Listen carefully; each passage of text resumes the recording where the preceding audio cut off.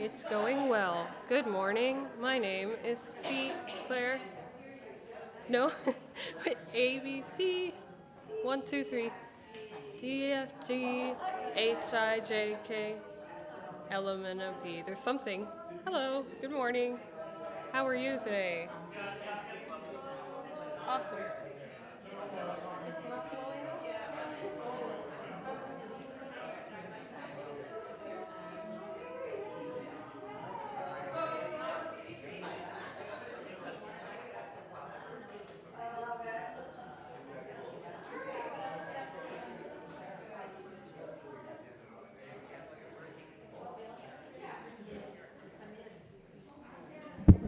Test, test.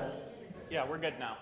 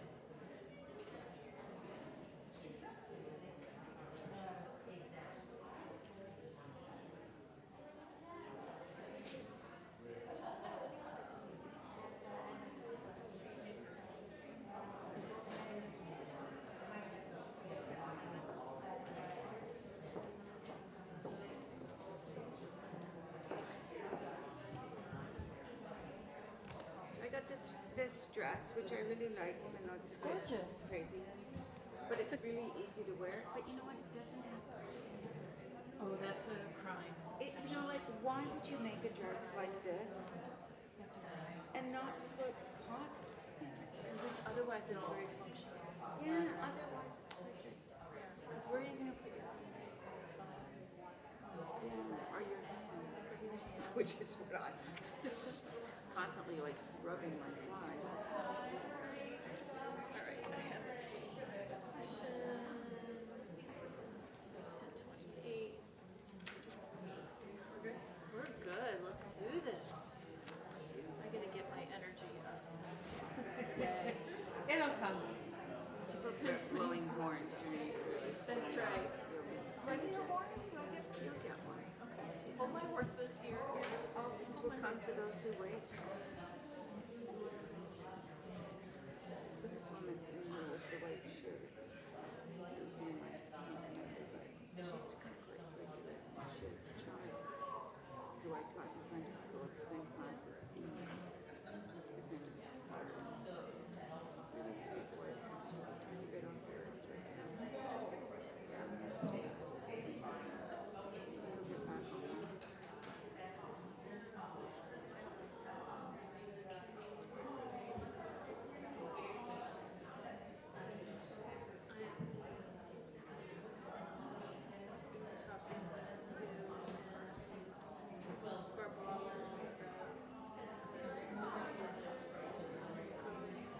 Oh yeah. I was curious because I actually heard a little bit of panic. You know, it's been a little bit of panic damage and looking at the numbers. How did you find the numbers? They're still listed on the city. City of Yeah, and what they're tracking is hospitalizations Oh, and like people coming in to right. visits. Yeah, with that. And so there's been, I put it in context. I was like, this is good. The most cautious person. This about my life. About life in general. 20. Is that a lot? For a city the size of Hamilton, and none of those were Well, I do. something that feels like Well, that's what they say. That COVID is just going to be like another strand of the flu, and also see a lot of us have been vaccinated or have had COVID. yeah. So my daughter, Katie, wonderful baby, went up to British Columbia to visit her friend, and she texted Juliana yesterday and said she's been down with COVID. She's really sick.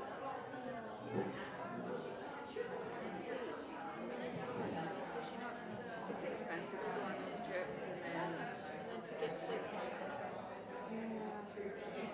sure she'll go. You know, they started releasing hi Bill, good morning. They started releasing when those kind of friends that they say like we're not It's been approved in Canada.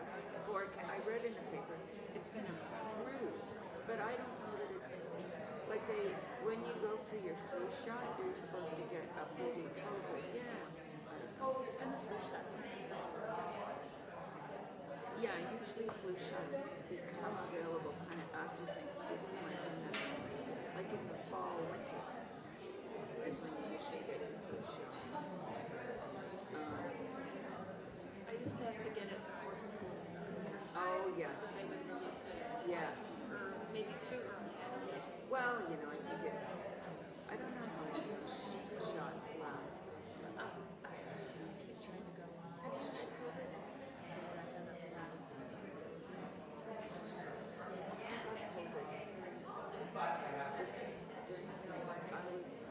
I had one day when I was like wiping off the floor. I was so tired. I just couldn't believe how tired I was. And then the next day I was It was interesting because I know how I got it. We went to Michigan and saw my dad and his wife.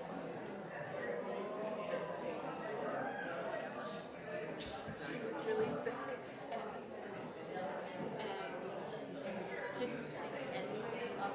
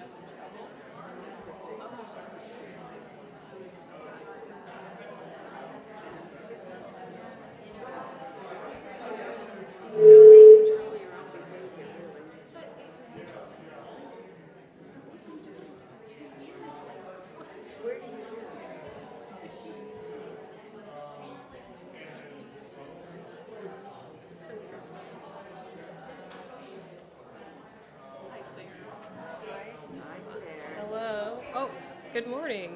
Hello. 1, 2, 3. Luce has Can you hear me? 1, 2, 3. Yeah, okay. We're I tested. He sneezed into a hanky and I tested that. We're doing it. So he came, yes, Juliana came to help me set up tables yesterday. And Felice came wearing his mask.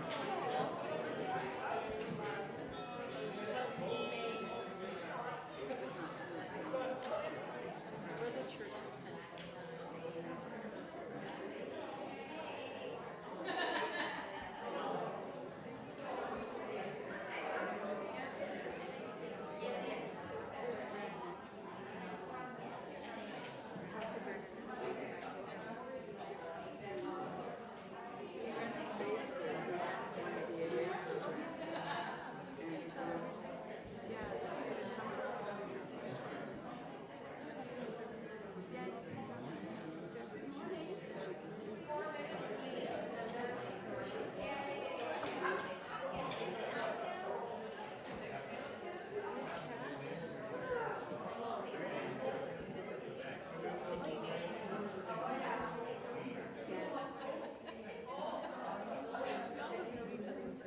Forever. I said to her, Catherine, say died. I don't hear her. She said, one who is hustling in her. It's a real organizer. So that wasn't like No, no, like he saw himself as a very attractive man. He was kind of active in the Unican culture of the 60s. That was found in that director of the 60s, 40, and 60s. Well, anyway, you know, whenever it was.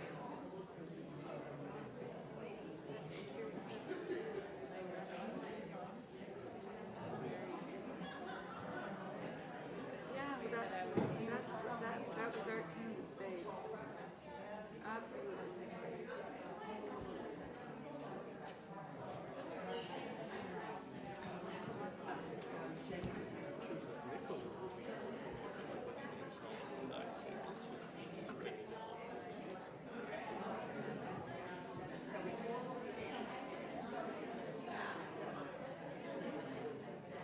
Nicola and Tim.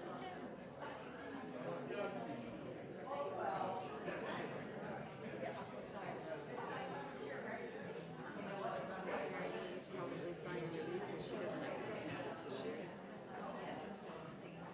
She did it for like 3 years in a row. A president and moving on. It's a 1-year gig. Well, I'm sure they said that to you too.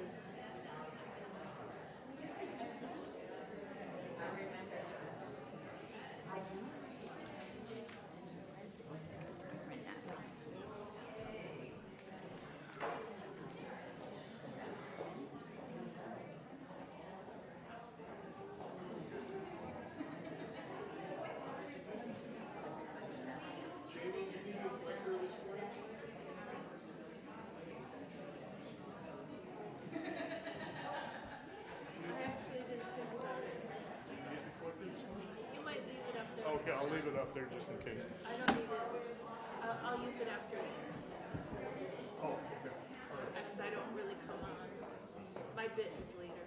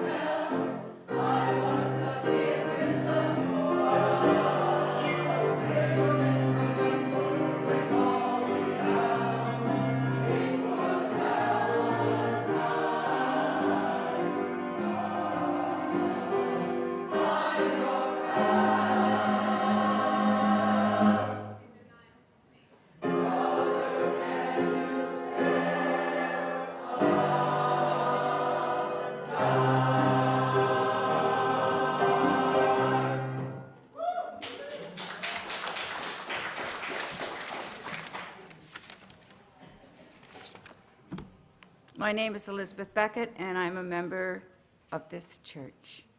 And I'm happy to be a member of this church. I want to welcome all of you to the First Unitarian Church of Hamilton. No matter who you are, or who you love, or where you are on your journey to faith and meaning, or truth and meaning, today you're a member of this congregation of gathered people, and you are welcome. I just want to give like a tiny word of, I don't know, like excuse really, to people who are coming to our church today for the very first time. You happen to have come to church on Canvas Sunday. Canvas Sunday is a Sunday where we encourage our members and congregants to make a pledge to the church. It's a very important Sunday, but I don't want you to go away with the impression that that's what we do every Sunday, because it isn't. It's just your luck that you came here on Canvas Sunday. Before we enter into a spirit of worship, I want to share with you the following announcements. The 6-minute memoir, Speed Storytelling for a Cause, celebrates its 10th anniversary this year with a lineup of 12 speakers on the theme of trials and tribulations. This event will be held live and on Zoom at our church on October 21st from 7:30 to 10. Tickets are $20 for the in-person events and $15 if you join by Zoom. I think that should be opposite. Anyway, it's not my decision. Buy yours today on the church website, especially if you want to be assured of a seat in the sanctuary. This event tends to be very popular, and the seats quickly are sold. So if you want to be here with everyone else in the sanctuary, you should get your tickets soon, and then you can always go on the website if you miss out. You know, they should do that with Taylor Swift. I'm not up on current culture. Proceeds for this event will be going to Body Brave, which is an organization that assists people who have disordered eating or eating disorders. The sign-up for the chalice groups have begun. There are 4 groups being offered, 2 in person on Tuesday at 10:30 and 7 p.m., and 2 on Zoom. Wednesday at 1 p.m. and Fridays at 10:30 p.m. For those of you who wish to sign up, you can do so by email at tim@uuhamilton.ca. The Ministerial Search Committee will be holding a series of cottage meetings during the month of October. These sessions are very important to the search process, and the information that is gathered at these little meetings will be very useful for discussions with our ministerial candidates. There will be 2 in person and 4 virtual. You can watch for the dates for these meetings in your all-church emails, which get to you on Thursday morning. A sign-up sheet will be available. The Zoomer and Boomer Coffee Social is coming up. It will be happening on October the 6th at 1:30 in Fellowship Hall. Our guest speaker will be talking about their outreach projects. For anyone over 50, you are welcome to join in an afternoon of fun and fellowship.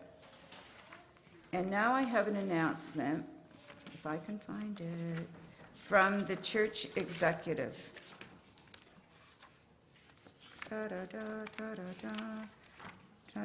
Jamie, I don't have that. Oh, yes, I do. Okay. Now here's the deal from the church executive. The church executive is tracking the increase in COVID-19 cases in Hamilton closely and discerning, that's what we do here, we discern, a course of action. Stay tuned for an update on plans for implementation of safety measures such as masking and suspension of refreshments after service if necessary.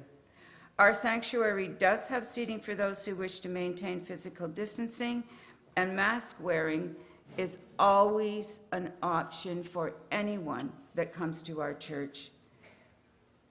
If you have any questions, you can talk to Barb Wallace. He's right there. Chris McCoy, who is our church administrator, or Reverend Jamie.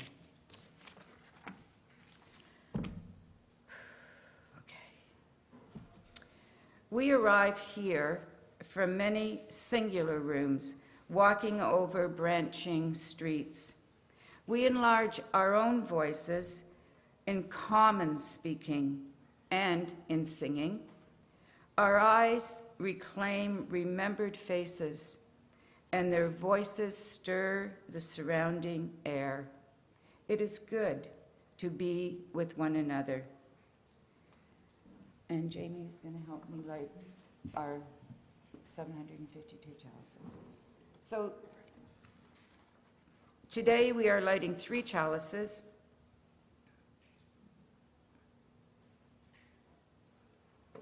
We are lighting, I don't know what happens to this. Today we are lighting our congregational chalice, our children's chalice, because the kids are staying with us today, and also our music chalice, because we are so blessed that this is Canvas Sunday, but it's also Choir Sunday, so you give and you get.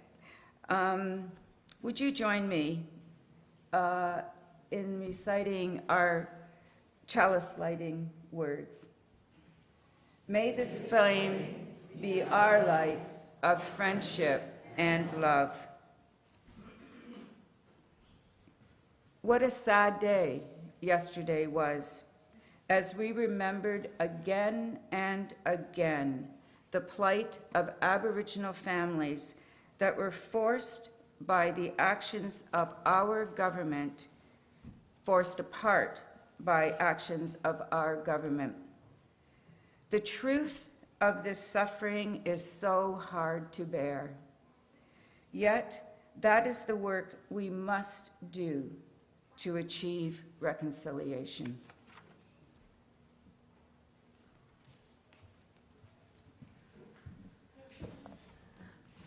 Good morning. Welcome to the First Unitarian Church of Hamilton. My name is Reverend Jamie Boyce, and I am so very lucky to serve this congregation as its interim minister.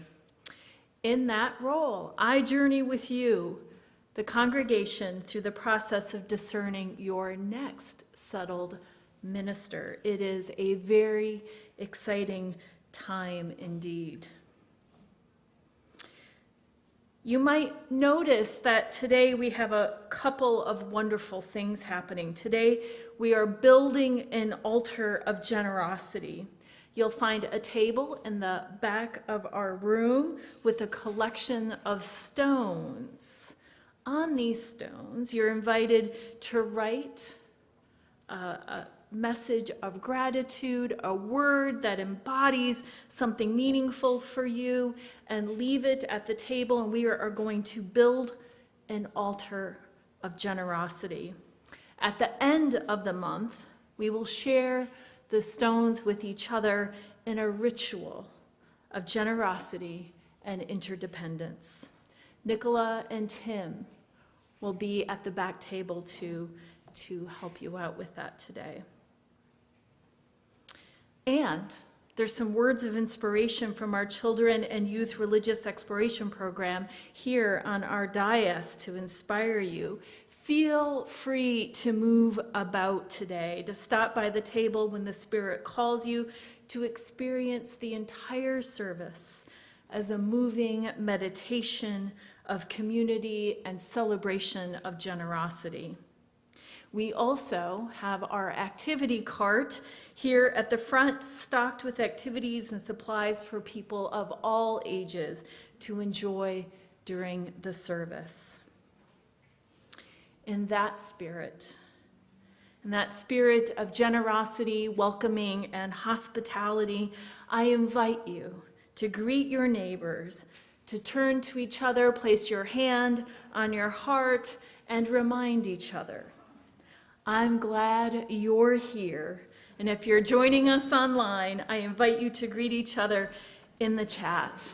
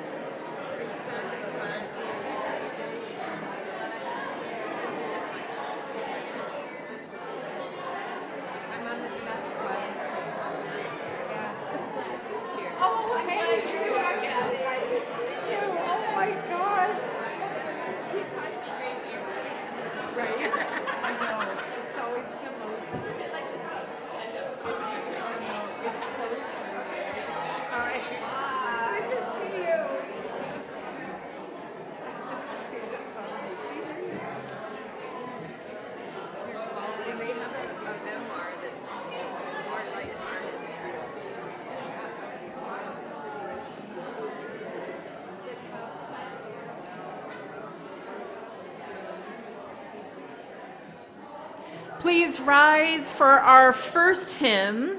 Please rise in body or spirit for our first hymn. 'Tis a gift to be simple, number 16 in the the gray hymnal, the gray hymnal. And the words will also appear behind me.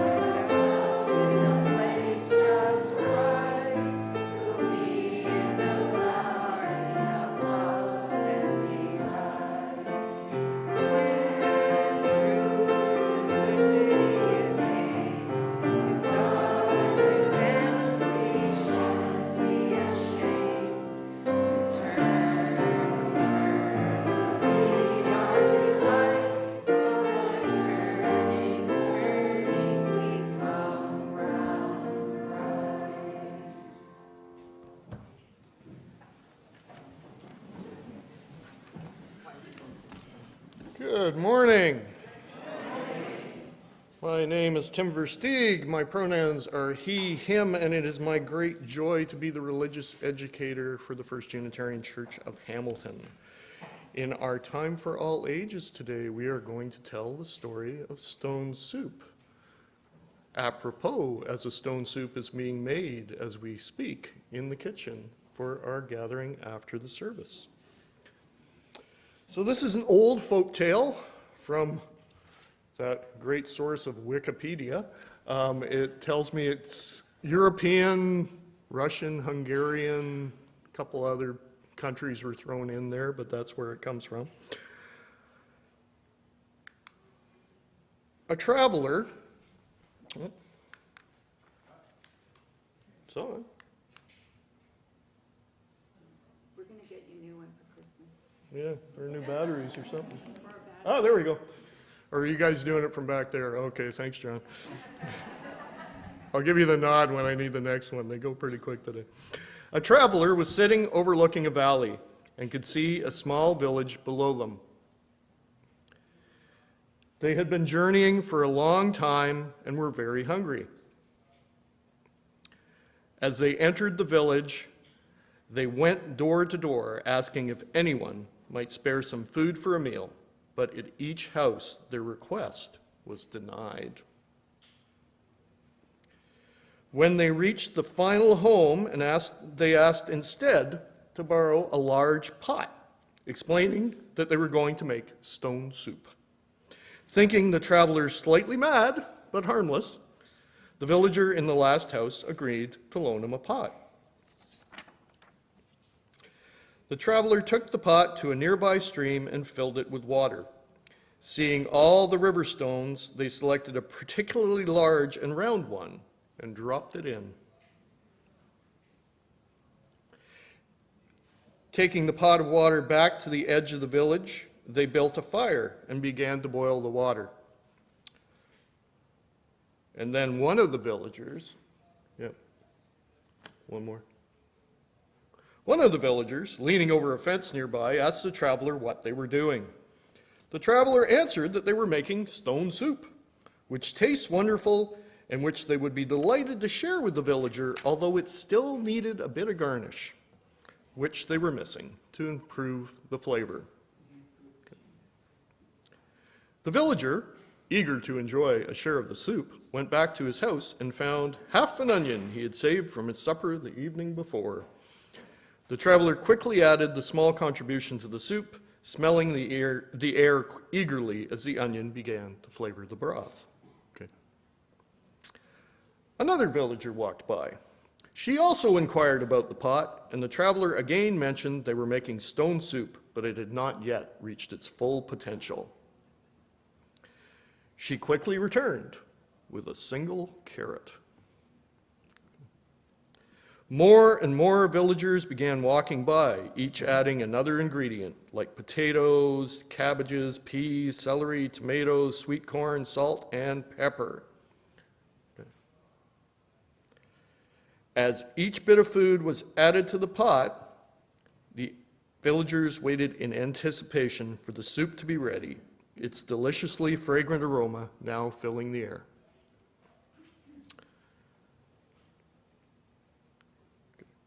Finally, the stone, being inedible, was removed from the pot, the traveler explaining that he would need its magic another day.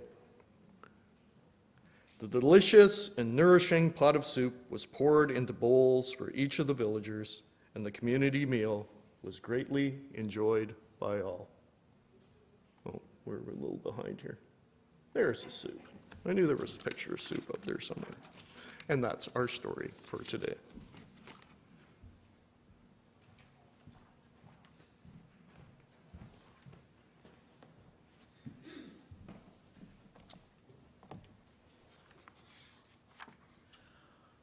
Let's drop into a time of meditation, reflection, and prayer. And again, if you feel called, you're invited to our craft table today, or invited to our activity station to be present in our service this morning.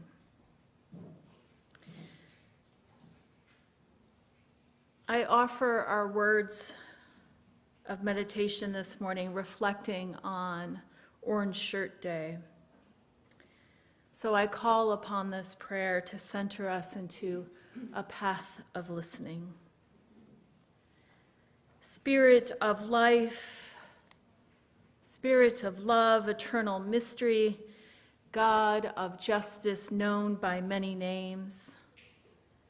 Today we arrive at the altar of truth and reconciliation and offer this prayer as we recommit our lives to the work of truth-telling, the work of restoration of stolen lands.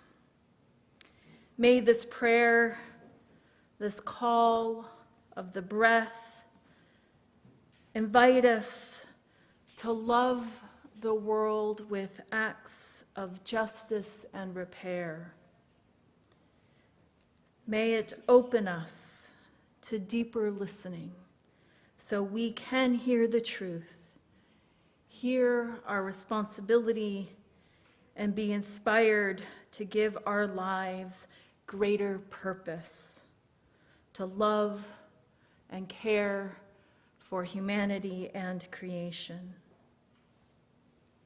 I offer these words from Richard Wagamese. True silence is more than just not talking. It is responding to that deep inner yearning I carry to feel myself alive, to exist beyond my thinking, to live beyond worry and frustration. True silence is calm being. True silence is appreciating the moment for the moment, every breath a connection to my life force, my essence. It is the grandest music I have ever heard. Let us rest in silence this morning and listen deeply.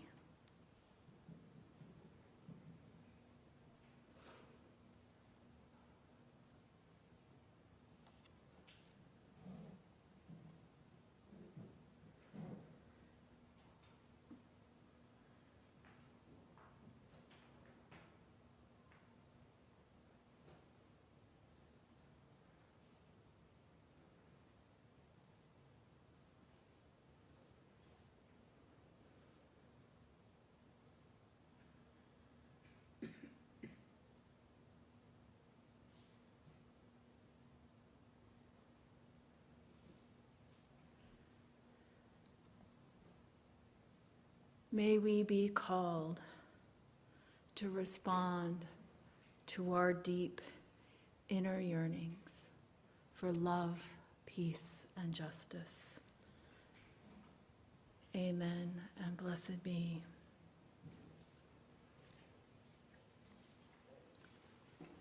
I have a number of joys and sorrows to share with the community this morning. The first is a death among us. I'm sad to share news of the death of Art Kuhn, who passed away on Tuesday.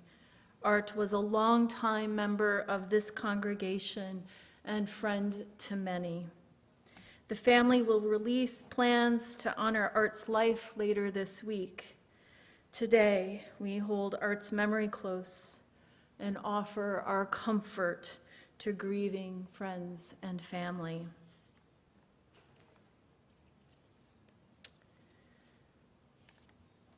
I have a joy and a sorrow, a bittersweet moment from Ginny Megan, who shares that Cartier, the future dog guide who has joined us faithfully on Sunday mornings, training to be a guide dog, has gone back to the headquarters for more formal training. And he's in the autism program, so that's really good news. He's going to be a great guide dog, but he'll be back for Thanksgiving. So if you want to see Cartier, you have to come back next week because Cartier will be here to visit us again, and also back on Christmas. So there are good things to look forward to. We have a joy from Jeffrey Simmons. Welcome back, Jeffrey. It's good to see you. Jeffrey shares a rhyme with us this morning, so I'm going to read it as you wrote it. Humpty Dumpty stood in the hall, Humpty Dumpty had a great fall. All the Unitarian ladies and all the Unitarian men and all the Unitarian persons put Humpty back together again. Thank you all with much love, Jeffrey. It's good to, welcome back, Jeffrey. It's good to see you. And another joy, sorrow from Paul Hawkins. Paul shares, thank you to all who participated in the Labyrinth Walk to honor Roy's memory yesterday. Our family now needs thoughts for our nephew's wife, Yvette, who was diagnosed with cancer the same day as Roy 7 years ago. Hers has now spread throughout her body. Oh, she and her husband have 3 young daughters. Paul, we hold you and your family in our care. That is tragic and frightening and sad. I have one final sorrow to share from the Unitarian Universalist Service Committee. We are holding Jacob Johns, Indigenous climate activist, artist, musician, father, and Unitarian Universalist in care this morning. Jacob was seriously wounded on the morning of Thursday, September 28th, during a peaceful protest in Tawa Territory. It's in New Mexico, and is currently in the ICU. This protest was in response to local plans to build a conquistador monument. Violence against Indigenous people has not stopped since colonialism began, and it continues to escalate, often without accountability, as the climate crisis unfolds. As relatives, friends, and allies, we are called to collective care for each other and this sacred planet. It is an honor and obligation to be co-strugglers. If you are deep in the struggle, please receive this message as deep witness and solidarity. If you have been comfortably numb, please receive this message and as an invitation to turn towards relationship with each other, with the environment, for the well-being of us all.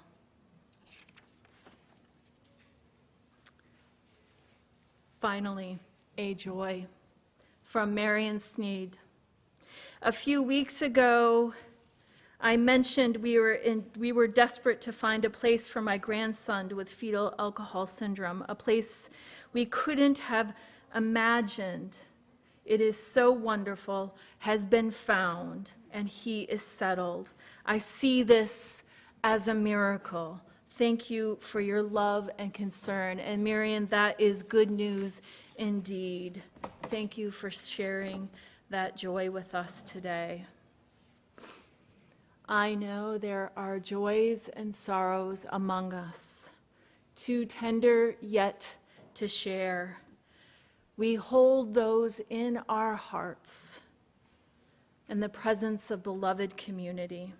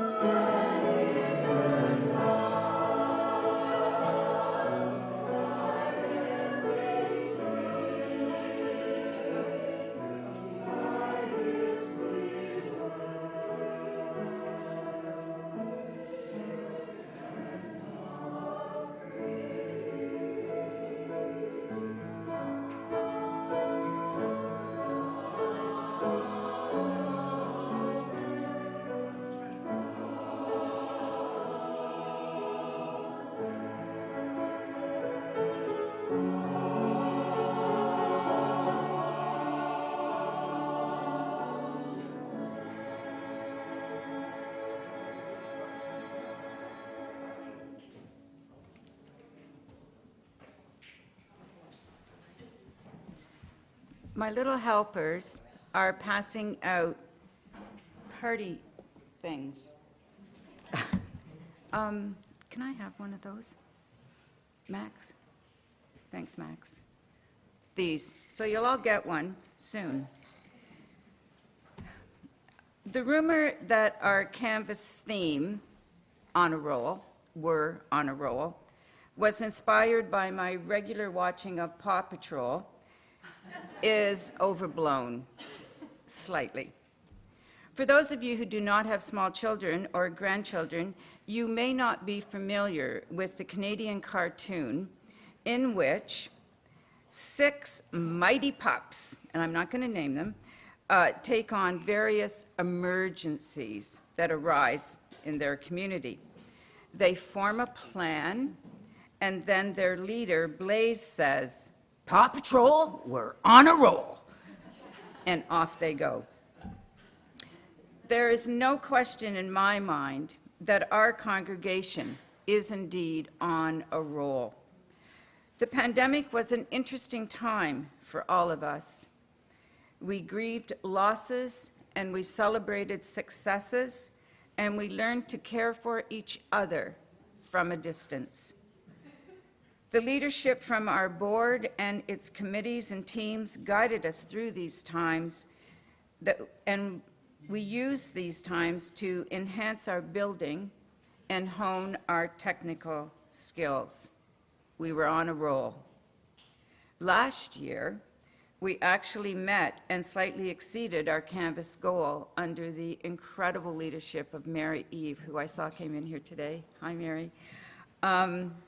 And this year, it would be wonderful to achieve our target of $300,000.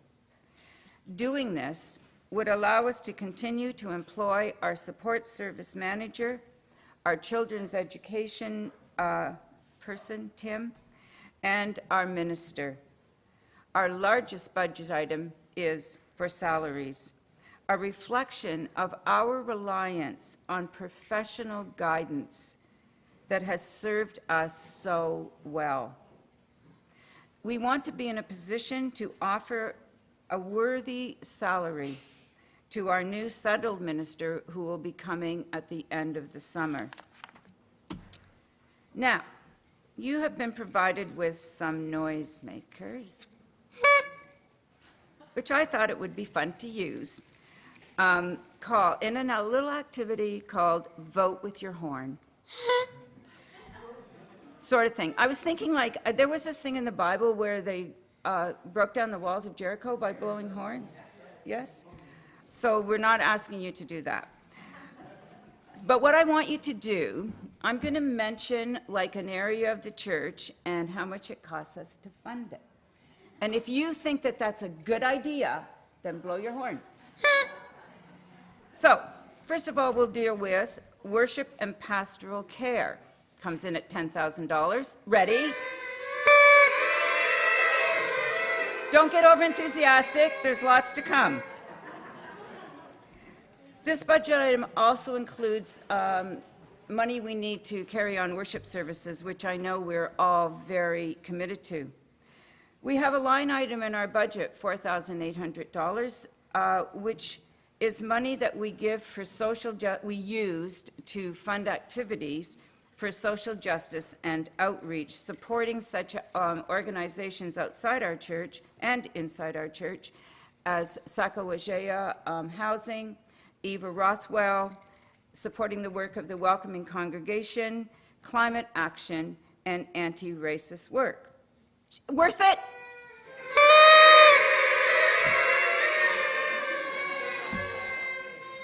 Another area that we spend money on, which I think is really important, is congregational engagement.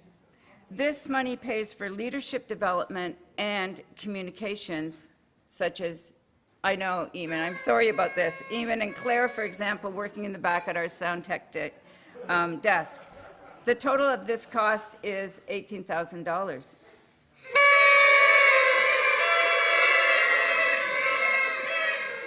Not a great idea for people who don't like a lot of noise. Anyway, then we get to essential expenditures. Okay, get your horns ready because these are the big ticket items. First of all, well, actually, I'm going to do second of all first.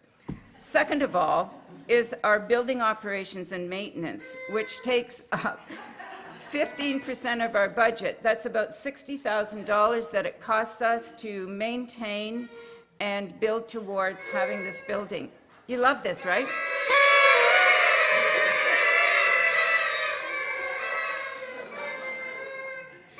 Okay, the final category, which takes up thank you, Mia. Which takes up 59% of our budget, and that is the category of staff salaries and compensation. We want to have professional staff. It is important to our church, but it doesn't come free. So if you're willing to spend your money on this category, blow your horns.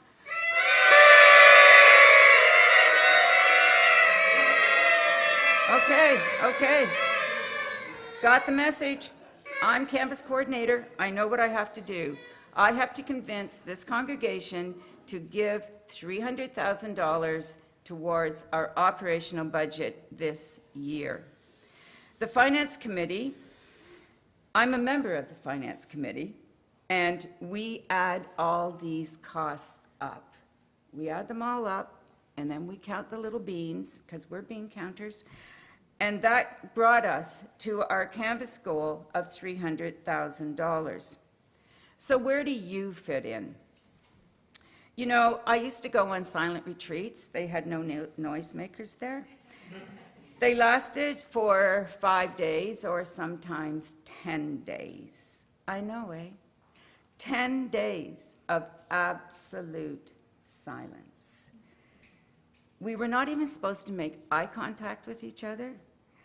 At about day 8, in the 10-day retreats, we would have a Dharma talk about generosity, or what is referred to in the Buddhist tradition as dana, to prepare us for our decision about how much we should contribute to the monk who was leading the retreat. This money would not be given to the monk himself, of course. They take a vow of poverty. But the money would be given to support the monastery where the monk lived and did his work. There was no mention of amounts, no fair share giving guide, which is included in your Canvas package. We had to figure it out ourselves. Each individual had to figure it out with no communication with anyone else. Like, how much are you going to give? What do you think you should give? I don't know what to give. We actually had to just figure out how we should support the work, the place where the monk lived, so he could continue his very important work. What would I give? Knowing nothing. And yet, knowing everything. Knowing about the reality of living in Canada and the importance of the spreading of the teaching of the wisdom of the Buddha. When it came right down to it, what was it worth to me in the context of my own economic circumstances? And so at Canvas, every year, we have to ask ourselves, knowing what I know about economic realities, knowing what I know about the work of this church, knowing what I know about the essential message of this religious movement at this time in history, knowing all of that, what should I, as a responsible adult, commit to my church? I encourage you to review the Canvas package that each of you received by email, and then decide what it means to you to be a member, a congregant, of the First Unitarian Church of Hamilton, and then pledge accordingly. There are various ways to pledge. Now, for people who are new, a pledge it's like an intention to donate to the church operating budget. What do I intend to do in the year of 2024? It isn't an enforceable contract. Sometimes you can make your pledge, sometimes you can't. Sometimes you can exceed your pledge. That's good too. But it's important to us who have to do the work of keeping this plant running at an operational level that we have an understanding of your intentions, because that is how we set our budget. Now, we have Joanne Deere. Where is she? She's right there. Joanne Deere, Kath McIntyre, myself, and other willing hands have set up the Fellowship Hall, and we invite everyone here to come into Fellowship Hall after service to enjoy an extended coffee, which is a stone soup, which is why you all brought your vegetables and chickpeas. I understand there's a lot of chickpeas in this soup. To church today, John Green is making the soup even now as we speak for all of us to share later. When you're at the stone soup lunch, there'll be little talking cards on the table for you to consider, and one of them asks you to solve the problem of what to do if aliens invade our church. So I just want you to kind of start thinking about that in the back of your mind. And ironically, we will now accept the offering while we listen to the choir.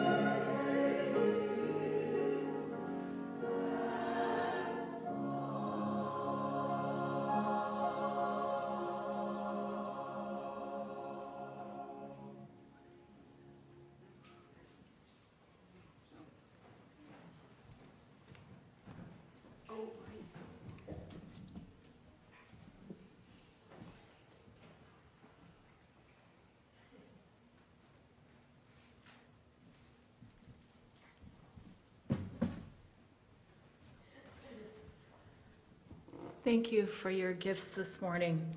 Now, you all know that I believe in the restorative power of the wiggle. So I'm going to invite us to take a breath and maybe wiggle for a second, get some energy activated, feel our fingers, stand up and wiggle if that feels good, but let's wiggle a little bit. The restorative power of the wiggle. So when Elizabeth shared this year's Canvas theme with me, this image came to mind. It's going to pop up here any second. It's going to happen. I know the image is going to pop up here any second. Nope, that's not it. Let's see what happens next. We are having soup today, which, as I shared last week, this is the first congregation where the soup was actually made during the service. So I'm excited. This is it. So when Elizabeth shared this year's Canvas theme with me, this is the image that came to my mind, an actual dinner roll. I'm a little embarrassed that my imagination is so literal, but that's what I thought about. And for a minute, I had an idea that I might Photoshop images of the church perched on top of these dinner rolls because I just couldn't shake it.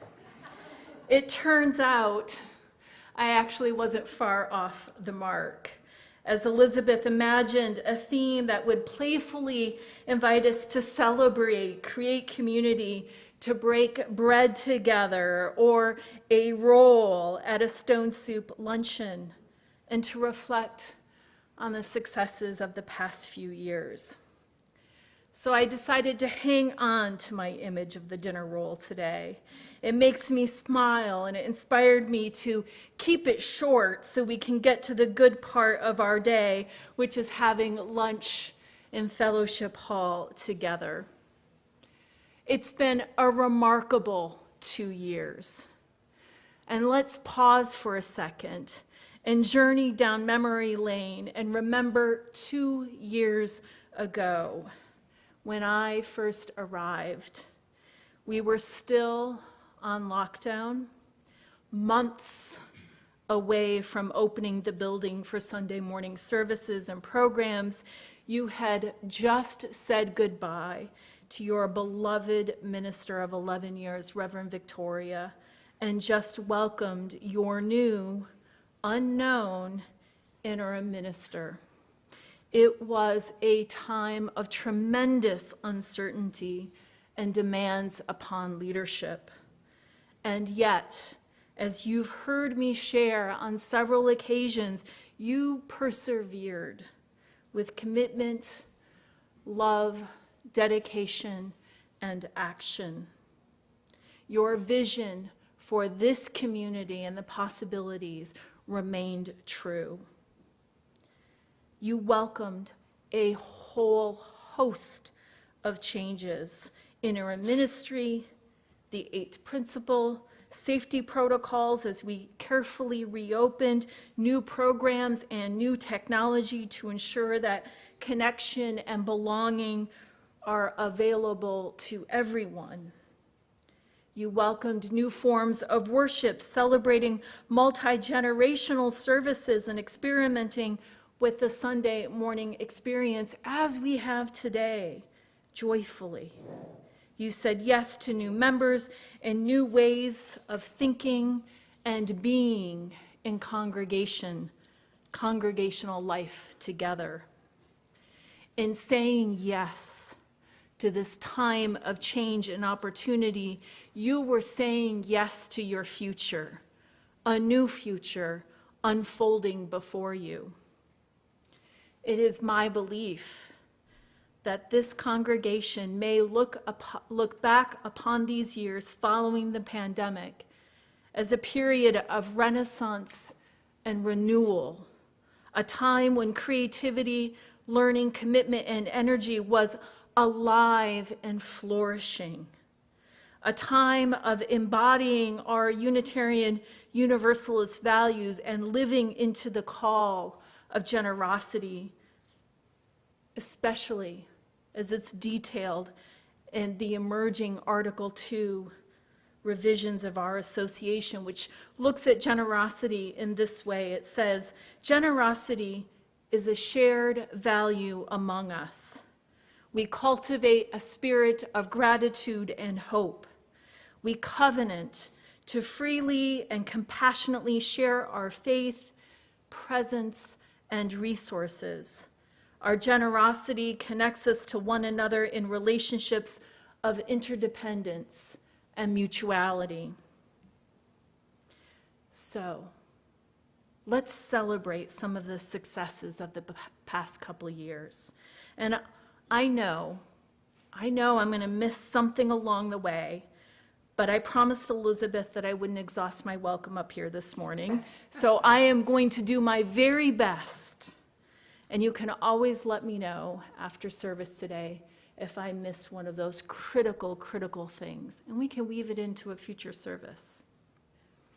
First, you made a commitment to staying connected and embraced the possibilities of digital connections by Zooming together for worship and meeting online to attend to the business of the church and staying connected during times of physical distancing. You prioritized collective safety and centered the needs of the most vulnerable in our community. In the last 2 years, you have grown programming to meet the needs of the community. It was my great joy to attend the family game night this past Friday night. A community supper was followed by games and fun. And if you haven't been to one of these game nights, you're missing out. I encourage you to get to one. They're a lot of fun. But this is a new program that is bringing together community for fun in our spaces. Our chalice circles and our children and youth religious exploration programs. We have book groups, Zoomers and Boomers, visitor and congregational engagement, welcome folks on Sundays and invite people to meet and greets. We have drumming on Friday nights. We're celebrating queer joy with a monthly potluck. Our magnificent choir stirs us. And a beautiful garden. Our beautiful gardens were in the news this summer as a place of refuge and a place that is changing the landscape, literally. Our building is becoming a hub for the arts, for learning programs, for support and recovery programs that serve people across our city, across Hamilton. Our building is opening up towards the public and becoming a community center that is desperately needed by our world. A financial gift to this congregation is an act of loving relationship. It binds us together in shared commitment to this holy place as a beacon of goodness, a place to belong, a place to discover and learn who we are meant to be as a community, as individuals, trying to find our way in a world that is complicated, beautiful, and hard at times. Our social justice work continues to reach out into the world with acts of love, speaking truth to power in transformative ways. Our housing team calls us to address economic inequality and the crisis of housing in our city as a human rights issue. Eva Rothwell invites us to serve our city and our wider community as we love our neighbor, as we love ourselves. Our gender and sexual justice team continues to ignite the power of love as we proclaim that the good news that every Two-spirit LGBTQAI plus person is divinely made. This year, we brought out our banner to public witness services for Noble Beckett and showed up at Hamilton Pride and on the side of love last week at Counter Protests. The Climate Action Team has pushed each of us to learn more and do more in the presence of what feels like apocalyptic change, offering us glimmers of hope. The newly appointed 8th Principal Work Group is developing avenues of connection and reciprocity with Indigenous communities, mapping educational opportunities that will continue the cultural transformation of our community, challenging us to decenter whiteness, address structural bias in ourselves and our community, and create a truly welcoming and inclusive place, a place to belong. This year, the Board of Trustees courageously approved the Equity, Diversity, and Inclusion audit that will also guide us and lead us towards dismantling structural oppression as it lives in our organization. Our public witness and action makes a difference in this world. Our faith makes a difference. I can't say that enough. At the counter protests last week, there were several conversations of gratitude, folks walking up to members of our congregation, appreciating our presence there as we held a space of love and solidarity. Our faith makes a difference in the world. Finally, we have a staff that is dedicated, thoughtful, caring, and committed. Religious educator Tim Versteeg, music director Rachel Derry, choir director Cindy Carey, support services manager Chris McCoy, and our bookkeeper Chris Adams keep our community going. They are the engine of our program and operations here. We are so lucky. You are so very lucky. Your pledge is an invitation to belong to a community that is committed to nourishing the heart of love among us. A pledge, any pledge, is a gesture of commitment, generosity, and care, and it is a gift to the future, that future you've been waiting for.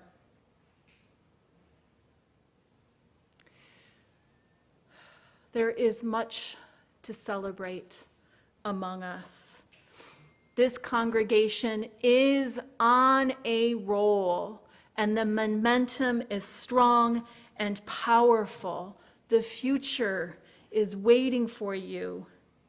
The future needs you.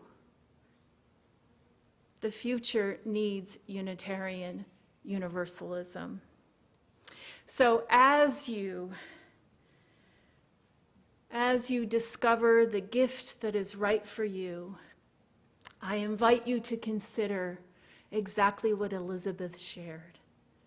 What does this place mean for you? What does Unitarian Universalism mean to you? What does the hope and love that you feel here inspire you to give? We are grateful for every gift, for your time, your talents, and your treasure.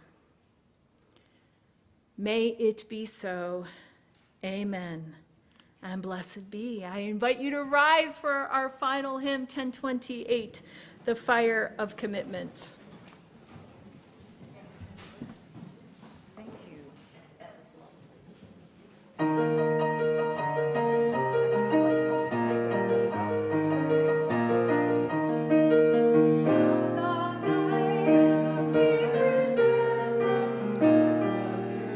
Oh, no.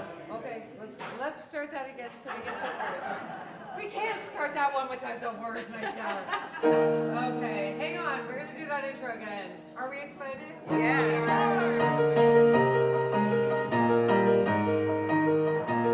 Here we go. From the light of days remembered, the beacon bright and clear. God, lost spirits seem to face and free to fear. The fire of commitment sets our mind and soul ablaze. And the hunger and the passion need to call us on our way. Assurance of the flame that burns within, and our promise of fulfillment, and our future can begin.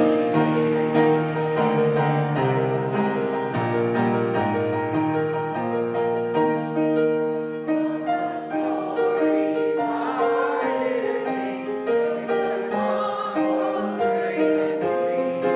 Calling pilgrims still to witness to the life of liberty. The fire of commitment sets our mind and soul ablaze. And our hunger and our passion need to call us on our way.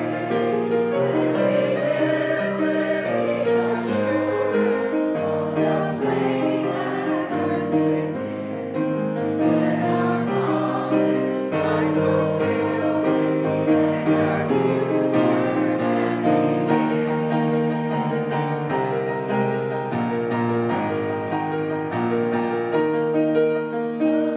Dreams of youthful vision, from the new emphatic voice, which demands a deeper justice and thy honor rejoice. The fire of commitment sets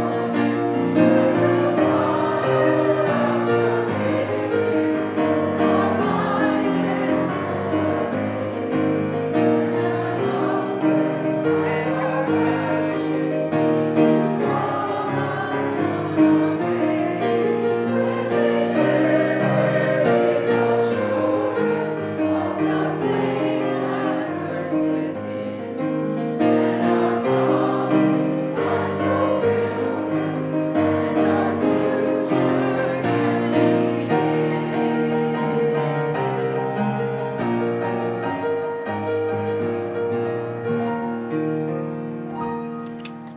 Let's hear those horns one more time.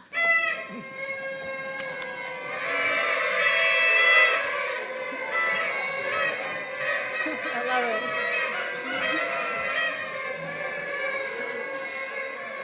That is the joyful noise of beloved community, for sure.